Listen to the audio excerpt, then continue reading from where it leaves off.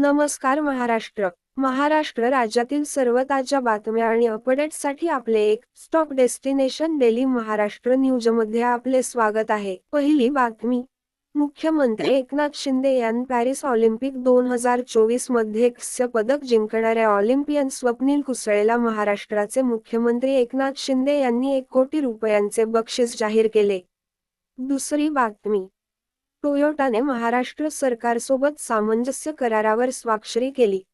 टोयोटाने एका नवीन उत्पादन प्रकल्पासाठी महाराष्ट्र सरकारसोबत सामंजस्य करारावर स्वाक्षरी केली, ज्यामुळे भारतात इलेक्ट्रिक कार निर्मितीला चालना मिळेल.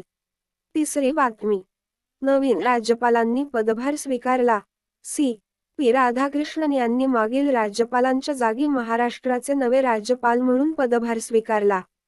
पक्षपातळीवरील नेत्यांशी त्यांच्या सौहार्दपूर्ण संबंधांसाठी ते ओळखले जातात.